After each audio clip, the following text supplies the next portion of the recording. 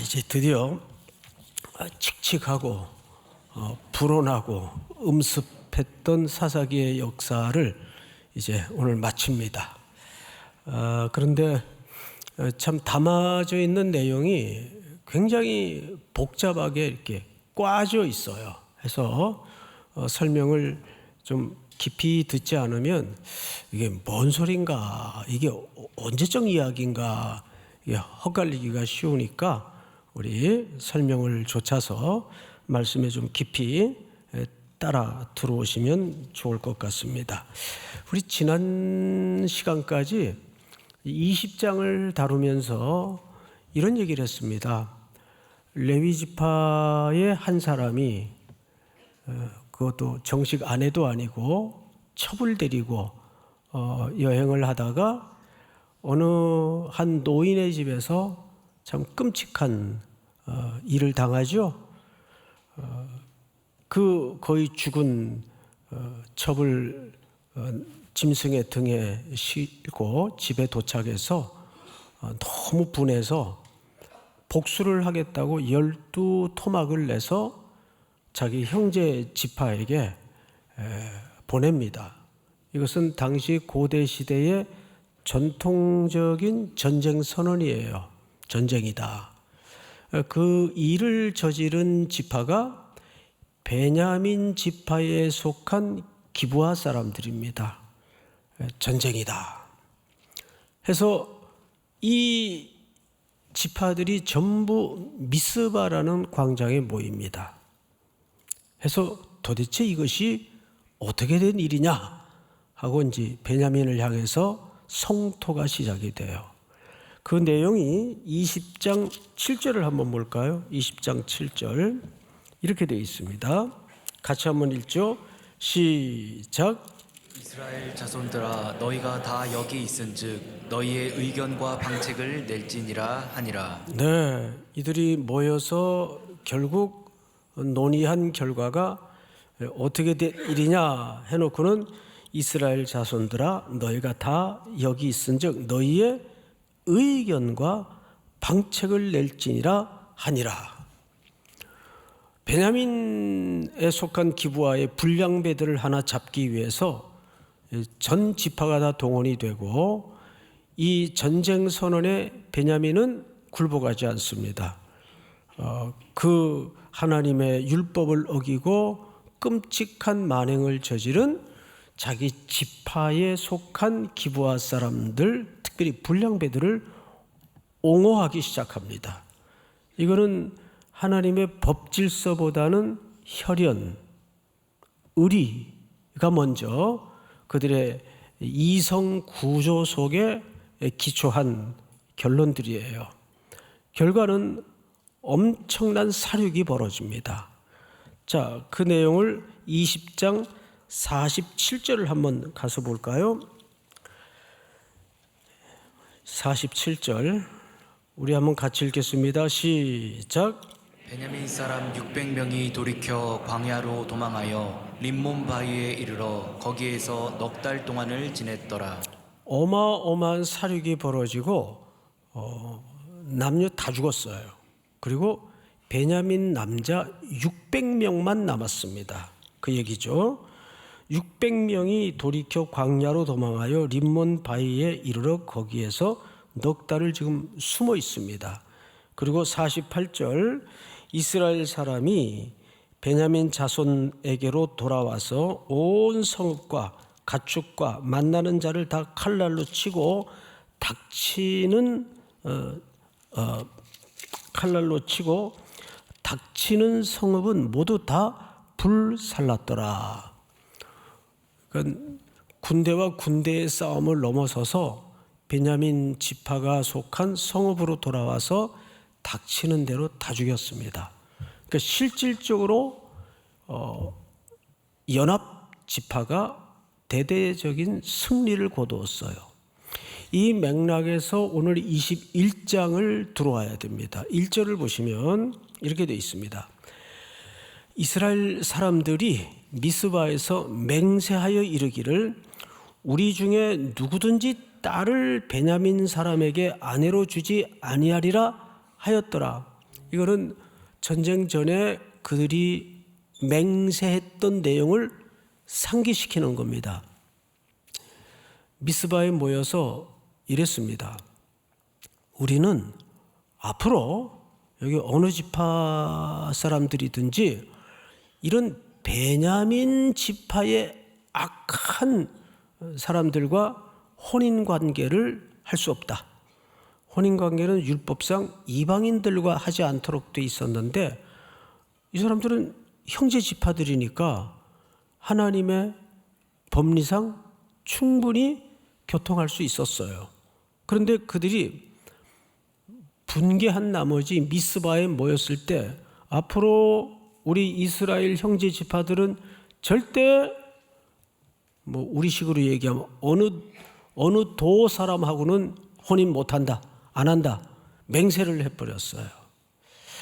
근데 인간의 맹세라는 것이 신중하게 하나님의 말씀에 기초하지 않을 때는 그것이 반드시 훗날 그 공동체에 심각한 올무로 작용할 때가 많아요. 그 한국 사람들이 이렇게 종교적 열정과 열심이 있다 보니까 의외로 맹세들을 잘해요. 그래서 신학교 가가지고 오늘 신학교 어떻게 들어왔냐 그러면 우리 어머니가 나를 뱃속에 가지고 있을 때 서원을 해버렸다고. 그 자식 미래를 왜 의논도 안 하고 그렇게 막 바쳐가지고 애만 고달프게 만들어요.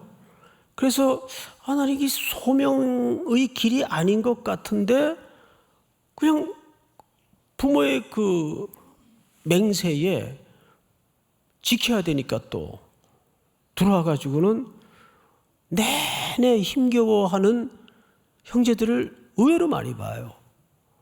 여러분 그런 맹세하지 마세요. 그런데 이 미스바에서 이 사람들이 맹세는 자기들의 어떤 인간적인 의분에 기초한 맹세예요. 항상 종교는 조심해야 되는 이유가 여기에 있습니다. 과잉되게 돼 있고 과열되게 돼 있고 과장되게 돼 있어요. 그 밑에 뿌리는 전부 자기 의의를 드러내고자 하는 의도가 감춰져 있는 것이 정확합니다. 자, 그런데 이 맹세가 왜 다시 기억이 되냐 하면 문제가 벌어져 있죠. 2절을 볼까요? 백성이 베델에 이르러 거기서 저녁까지 하나님 앞에 앉아서 큰 소리로 웁니다. 이거 기도했다는 것도 아니고 그냥 울어요. 베델에 올라가서. 그 왜 우냐 봤더니 3절 같이 읽습니다. 시작. 이르되 이스라엘의 하나님 여호와여 어찌하여 이스라엘에 이런 일이 생겨서 오늘 이스라엘 중에 한 지파가 없어지게 하시나이까 하더니 아멘. 복수심에 불타서 무참하게 베냐민 지파를 사륙을 했는데 얼마나 무서운 전쟁의 결말인지 다 죽었어요. 그리고 바위 틈에 지금 600명의 베냐민 남자들만 남아 있어요. 그러면 여자도 다 죽고 어떤 일이 장차 벌어지냐면 이스라엘 나라를 형성하는 12지파 중에 베냐민 지파라는 한 지파가 결혼이 나게 돼 버렸어요. 이 국가 존립의 위기를 맞는 겁니다. 이스라엘 백성들은 야곱의 12아들을 통해서 나라가 구성돼 있도록 하나님이 원리를 그렇게 만드셨어요. 그런데 혈기를 잘못 사용하다 보니까 놀랍게도 자기들도 의도하지 않았는데 그 생각을 미처 못했어요. 근데 결과를 보니까 베냐민이라는 한 지파가 결혼이 나게 생겼어요. 그래서 웁니다. 이거 어떻게 하면 좋겠냐고 그 얘기예요. 자, 4절을 한번 제가 읽겠습니다. 이튿날에 백성이 일찍이 일어나 거기에 한 제단을 쌓고 번제와 화목제를 드렸더라. 아플장가 무엇일까요? 자, 이들은 종교적 모양과 형태를 갖추는 데는 가히 천재적입니다. 다 갖췄어요. 그런데 여기 씁쓸한 문제는 여기 어떤 응답도 하나님이 대화하지 않아요. 그들은 그냥 종교적인 행위를 때운 겁니다. 그래도 앞서까지는 20장까지는 그들이 뭐 징징거리고 뭐라고 하나님 앞에 여쭤보면 뭐 이렇게 해라 저렇게 해라 대화를 해주셨습니다. 하나님이 그 입을 다물어 버리셨어요. 오늘 말씀의 제목이 뭐죠? 하나님의 침묵. 하나님의 침묵. 저희 어머님이 이북분인데 굉장히 무서우셨어요. 유난히 제게는 더 엄하셨습니다. 8살에 아버지가 돌아가셔 놓으니까 과부집 자식 소리 안 듣게 한다고 엄하게 저를 다루셨습니다. 근데 그 중에서도 제일 무서울 때가 딱 입을 닫아버리실 때, 아, 진짜 화나셨구나. 아, 이거 빨리 한 대라도 먼저 맞는 게 이게 숨통이 터지는 건데 언제 부르시지? 언제 때리시지? 회차리를 자주 드셨어요. 제가 고집이 너무 세가지고. 그런데 제일 무서운 게 어머니의 침묵이에요.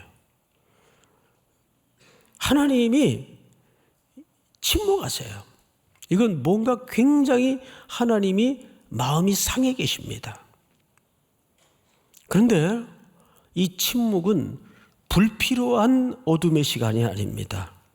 우리가 역사를 보고 성경의 스토리를 봐도 언제나 밤이 깊을수록 새벽이 가까운다는 것을 알죠? 그래서 예수님이 이 땅의 역사의 실제 속에, 역사의 시간 속에 들어오실 때 그 앞에 400년의 어둠의 시간이 있었습니다. 그걸 우리는 중간기라고 하죠. 성전 문이 닫힘과 함께 구약은 닫히고 400년의 긴 침묵의 시간이 있었어요. 그리고 예수님은 인류의 역사의 시간 속으로 들어오시죠. 그러니까 그 침묵의 시간은 하나님이 참된 구원자, 참된 왕을 준비하시는 시간이었어요. 그러기 위해서는 밤이 조금 더 깊어야 돼요. 그 밤이 깊다는 건 무슨 뜻인가 하면 우리가 얼마나 정말 구원자가 필요한 존재인가가 들통이 나야 돼요. 이렇게 전개되죠. 5절을 보십시오. 이스라엘 자손이 이르되 이스라엘 온 지파 중에 총회와 함께 하여 여호와 앞에 올라오지 아니한 자가 누구냐 하니 이는 그들이 크게 맹세하기를 미스바에 와서 여호와 앞에 이르지 아니하는 자는 반드시 죽일 것이라 하였습니다. 자, 여러분, 이때 이 한 지파가 결혼이 날 위기에 처한 이 베냐민 지파의 문제를 자기네들이 일을 저질러 놓고 자기네들이 해결하기 위해서, 이게 인간의 꾀예요. 해결하기 위해서 과거의 맹세 하나를 상기시킵니다. 우리가 미스바에 모였을 때 이런 맹세했었지. 이 총회가 진행할 전쟁에 동참하지 않는 자는 누구든지 살려두지 않겠다. 근데 그 전쟁의 소집은 무엇을 위한 전쟁이었습니까? 그 인간적인 보복과 복수를 위한 전쟁이었어요. 거기에서 무슨 하나님의 법을 얘기하고 하나님의 질서를 바로잡겠다는 그런 의도가 아니었습니다. 레위 사람의 여정 속에 일어났던 그 한 가정의 이야기를 통해서 복수하겠다고 형제 지파들이 들고 일어난 겁니다. 자, 여기서 또 하나 보시면 6절로 건너갑니다. 같이 한번 읽죠. 시작. 이스라엘 자손이 그들의 형제 베냐민을 위하여 뉘우쳐 이르되 오늘 이스라엘 중에 한 지파가 끊어졌도다. 여기서 회개한 게 아니라 그냥 뉘우쳤어. 아, 우리가 참 쓸데없는 짓 했구나. 이거 복수할 때는 신났는데 끝나고 나니까 한 지파가 날아가게 생겼어요. 국가가 이게 존립이 안 돼요. 완전체가 안 되는 겁니다. 해서 다음 절 7절을 제가 읽겠습니다. 그 남은 자들에게 우리가 어떻게 하면 아내를 얻게 하리요? 우리가 전에 여호와로 맹세하여 우리의 딸을 그들의 아내로 주지 아니하리라 하였도다. 그러니까 인간이 혈기와 열정으로 뿜어냈던 그 맹세들이 지금 전부 이 공동체의 위기 앞에 올무로 작용하고 있어요. 그러니까 자기네 딸들도 줄 수가 없어요. 맹세했으니까. 그런데 또 하나의 맹세가 뭐냐면 이 총회가 연합으로 벌이는 전쟁에 카운트되지 않는 사람들은 전부 죽이겠다고 또 한 맹세를 했습니다. 이 두 가지 맹세가 이렇게 꽈서 지금 진행이 돼요. 그래서 유심히 살펴야 됩니다. 8절 다 같이 시작. 또 이르되 이스라엘 지파 중 미스바에 올라와서 여호와께 이르지 아니한 자가 누구냐 하고 본즉 야베스 길르앗에서는 한 사람도 진영에 이르러 총회에 참석하지 아니하였으니 누구냐? 조사해 보니까 야베스 길르앗 사람들이 이 전쟁에 한 사람도 카운트가 안 됐어요. 그러면 맹세대로 이 사람들 죽여야 돼요. 해서 또 이 사람들을 죽입니다. 자기들의 악을 덮어놓기 위해서 또 다른 악을 자기들의 맹세를 따라, 하나님의 법을 따라가 아니에요. 자기들의 맹세를 따라 또 엄청난 살육을 벌입니다. 구절을 한번 볼까요? 자, 우리 박아선 목사님. 백성을 계수할 때 야베스 길르앗 주민이 하나도 거기 없음을 보았음이라. 계속해서 회중이 큰 용사 12,000명을 그리로 보내며 그들에게 명령하여 이르되 가서 야베스 길르앗 주민과 부녀와 어린아이를 칼날로 치라. 와, 어린아이까지 아주 지목해서 어떤 대상을 죽일 것을 정확하게 명합니다. 11절 너희가 행할 일은 모든 남자 및 남자와 잔 여자를 진멸하여 바칠 것이니라 하였더라. 12절 다 같이 시작. 그들이 야베스 길르앗 주민 중에서 젊은 처녀 400명을 얻었으니 이는 아직 남자와 동침한 일이 없어 남자를 알지 못하는 자라. 그들을 실로 진영으로 데려오니 이곳은 가나안 땅이더라. 전쟁에 참여하지 않았던 두 번째 맹세를 빌미로 살육이 벌어지고 길르앗 야베스 사람들을 전멸시킵니다. 근데 그 중에서 처녀 400명은 확보를 해요. 이건 포로로 끌고 온 겁니다. 이 400명은 왜 남겼을까? 600명이 지금 숨어있는 베냐민 사람을 아내로 주기 위해서 이런 악한 일들이 꽈배기 꽈지듯이 계속 악순환을 반복하고 있어요. 무슨 말씀인지 아시겠죠? 지금 베냐민 사람은 다 전멸을 당하고 바위 틈에 600명이 숨어 있어요. 그러면 남자 600명 가지고 생산이 안 되잖아요. 한 지파가 결혼이 나게 생긴 거예요. 그건 이스라엘 전체 존립의 위기에 봉착하게 된 겁니다. 이건 스스로 판 무덤이에요. 근데 그것을 또 해결하기 위해서 각기 자기 소견에 옳은 대로 고안해낸 꾀가 살육을 통해서 살육을 덮는 겁니다. 이게 인간의 지혜입니다. 그 인간이 얼마나 어리석은 존재인가 하면 평화를 위해서 전쟁하잖아요. 지금도 평화를 위해서 전쟁을 해요. 결국 로마의 평화라는 것도 무엇이 유지해 주는 평화였습니까? 힘이 유지해 주는 평화였어요. 그러니까 이 땅의 평화는 명분만 붙들고 있을 뿐이지 참된 평화는 없습니다. 존재할 수가 없어요. 자, 성경을 마저 보십시다. 12절에 아주 중요한 표현 하나를 놓쳐서는 안 돼요. 그 400명을 어디로 데리고 왔는가 하면 그들이 야베스 길르앗 주민 중에서 젊은 처녀 400명을 얻었으니 이는 아직 남자와 동침한 일이 없어 남자를 알지 못하는 자라 그들을 실로 진영으로 데려오니. 자, 여러분, 실로가 뭐 하는 데예요? 이 당시 성소가 있는 곳입니다. 그러니까 신앙의 메카예요. 거기 성막이 있고 성소가 있고 예배가 드려지는 아주 거룩한 장소입니다. 그런데 글로 데려와요. 그리고 뒤에 보시면 이런 표현이 있죠. 실로 진영으로 데려오니 이곳은 무슨 땅이더라? 이 문장이 아주 절묘합니다. 하나님의 거룩한 예배의 처소가, 성소가 어느새 이 사사기에 불어난 역사를 통해서 가나안 땅처럼 됐다 그 말이에요. 여러분, 이런 논리대로라면 얼마든지 교회 안에도 가나안화 될 수 있어요. 이거 조심해야 돼요.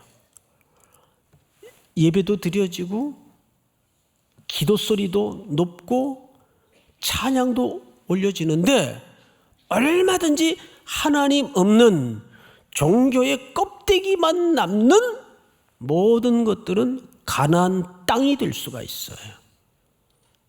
그래서 이렇게 슬쩍 한 문장에다가 실로에 데려왔는데 거기가 가나안 땅이더라.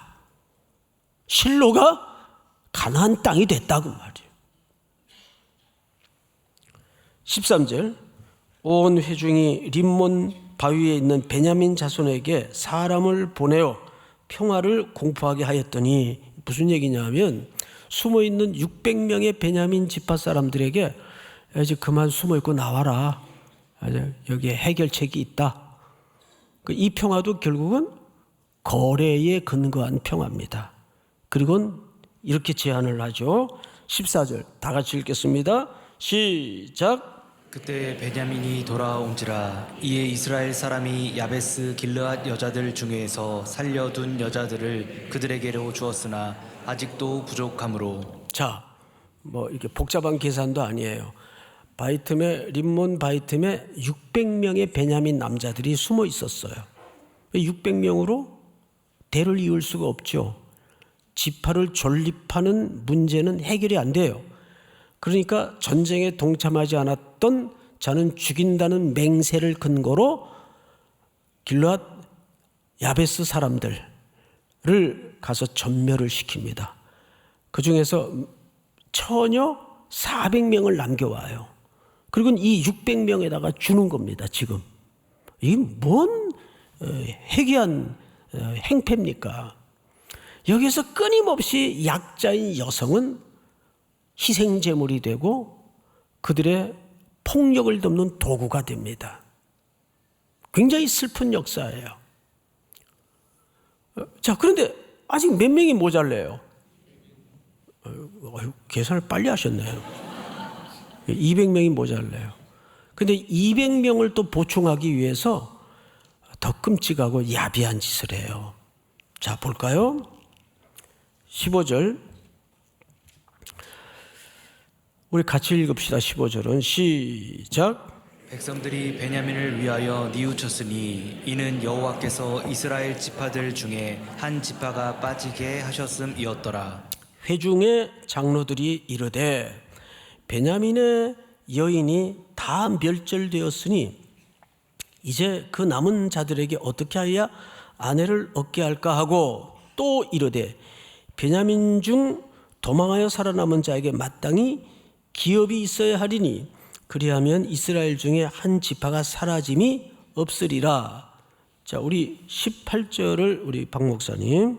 그러나 우리가 우리의 딸을 그들의 아내로 주지 못하리니 이는 이스라엘 자손이 맹세하여 이르기를 딸을 베냐민에게 아내로 주는 자는 저주를 받으리라 하였음이로다 하니라. 충분히 가능한 일들도 자기들의 종교적 과잉 때문에 꺼내들었던 맹세가 지금 계속 올무가 될 뿐 아니라 그 올무가 악을 행하는 올무가 됩니다.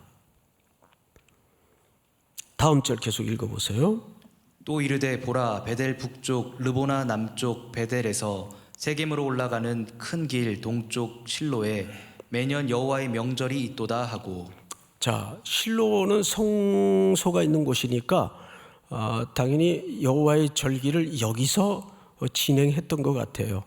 절기가 되면 그 절기는 여호와를 기뻐하는 행사요, 또 하나님을 경배하는 예배가 함께 드려지는 아주 중요한 퍼포먼스입니다. 자, 그런데 그것이 실로에서 진행이 됩니다. 그 이스라엘 리더들이 겨우 생각해낸 아이디어가 뭐냐면 그 명절 때, 절기 때 여자들이 나와서 춤을 출 것이다. 그러면 그때 너희들 포도원에 숨어 있다가 우리가 못 본 척하고 딴 데 쳐다보고 있을 테니까 그 여인들을 한 200명 납치해 가라. 못 본 척 할게. 이 제안을 합니다. 실제 성경을 보세요. 계속해서 한번 읽어보세요. 베냐민 자손에게 명령하여 이르되 가서 포도원에 숨어 보다가 실로의 여자들이 춤을 추러 나오거든 너희는 포도원에서 나와서 실로의 딸 중에서 각각 하나를 붙들어 가지고 자기의 아내로 삼아 베냐민 땅으로 돌아가라. 만일 그의 아버지나 형제가 와서 남이 걱정까지 해줘요. 만일 그들에게도 아버지나 형제가 있을 거 아니냐, 와서 우리에게 시비하면 우리가 그에게 이렇게 말할게. 너희는 우리에게 은혜를 베풀어 그들을 우리에게 줄지니라. 이는 우리가 전쟁할 때에 각 사람을 위하여 그의 아내를 얻어주지 못하였고 너희가 자의로 그들에게 준 것이 아니니 너희에게 죄가 없을 것임이니라 하겠노라. 무슨 얘기냐 하면 너희가 못 본 척하고 눈 감아서 주면 너희가 그 딸들을 데려가라고 준 건 아니니까 너희에게 죄를 묻지 않을게. 너희가 자의로 준 것이 아니지 않느냐. 그러니까 얼마나 무서운, 남을 아주 아이디어를 내가지고 배려를 하는 것 같아요. 그들이 충분히 할 수 있는 걱정까지를 미리 알아서 땡겨가지고 미리 걱정을 해줘요. 그럴 때는 너희들이 자 가져가, 딸들을 내준 거 아니니까 율법에 저촉을 안 받을 거다. 이렇게 대안까지를 마련해 줍니다. 그래서 제가 이 본문을 여러 번 읽으면서 사람이 저를 포함해서 그런 것 같아요. 남을 위한다고 하는 그 밑바닥에도 결국은 명예든 이익이든 자기 명분 때문에 위하는 것일 수가 있단 말이에요. 이 교묘한 경계선입니다, 사실은. 그게 인간의 본질이에요. 그러니까 사사기는 끊임없이 빈틈없는 인간의 존재와 악과 그 본질을 폭로함으로써 내 안에 정말 의의가 없구나. 그래서 나를 통치하시고 내 죄가를 도말하실 우리의 참된 왕이 오셔야 되겠구나. 그러니까 하나님의 이 깊은 침묵 속에서 우리의 시선을 어디로 이끄시는 겁니까? 하나님께로, 오실 왕중의 왕이신 그리스도에게로 이끄는 겁니다. 우리는 내 어떤 이익을 감추고 남을 위하는 척해요. 내 명분을 드러내고 싶은 욕망을 슬쩍 덮어놓고 남을 위하는 척해요. 그게 우리의 누더기 같은 의입니다. 그런데 보좌에 앉으셨던 예수 그리스도께서 그 영광스럽고 찬란한 보좌를 내리시고 이 땅에 인류의 악한 시간 속에 들어오셔서 우리와 똑같은 모습으로 우리 곁에서 임마누엘 되셨단 말이에요. 그 그리스도의 십자가 외에는 우리 인류는 그래서 희망이 없는 겁니다. 그분만이 우리의 해답일 수밖에 없어요. 마지막으로 우리가 성경을 보십시다. 23절 박하선 목사님. 베냐민 자손이 그같이 행하여 춤추는 여자들 중에서 자기들의 숫자대로 붙들어 아내로 삼아 자기 기업에 돌아가서 성읍을 건축하고 거기에 거주하였더라. 그때에 이스라엘 자손이 그 곳에서 각기 자기의 지파, 자기의 가족에게로 돌아갔으니 곧 각기 그곳에서 나와서 자기의 기업으로 돌아갔더라. 다 같이 시작. 그때 이스라엘에 왕이 없으므로 사람이 각기 자기의 소견에 오른 대로 행하였더라. 우리는 이 참 기맥힌 사사기의 역사를 이렇게 마지막 내용을 들여다보면서 한 몇 가지 정리가 필요합니다. 이 이야기는 첫째, 한 타락한 종교인의 불온한 여정을 통해서 시작이 되었어요. 여러분은 이 시대의 레위 지파입니다. 레위 존재 같은 역할을 감당해야 되는 사람들이에요. 맞죠? 그런데 그들이 자기의 삶의 자리에서 올바르게 그 역할을 하지 못할 때 전 이스라엘의 타락과 붕괴와 위험을 초래하는 결과를 우리가 만나게 됩니다. 두 번째는 뭐냐면 왜곡된 신앙의 논리가 얼마나 무서운가.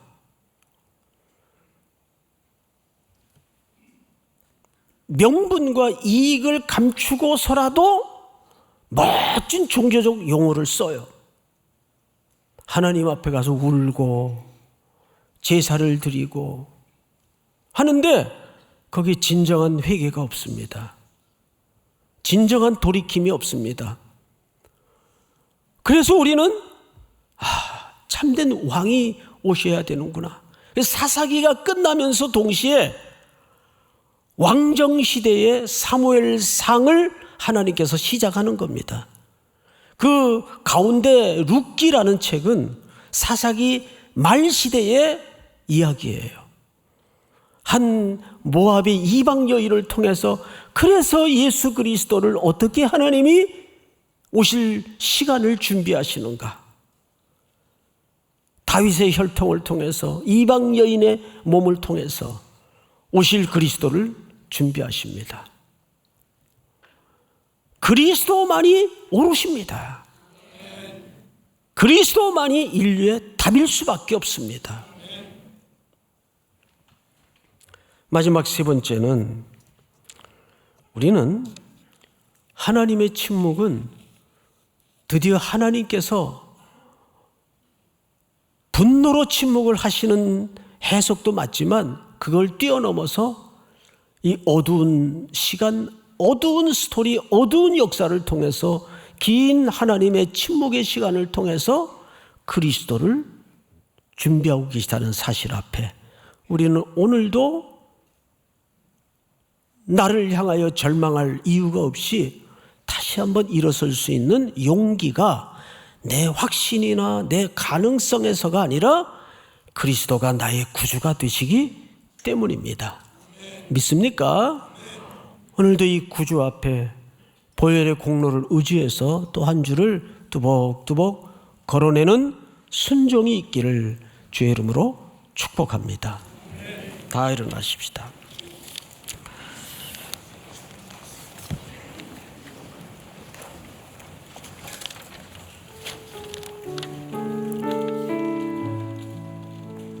내게 허락하신 시련을 통해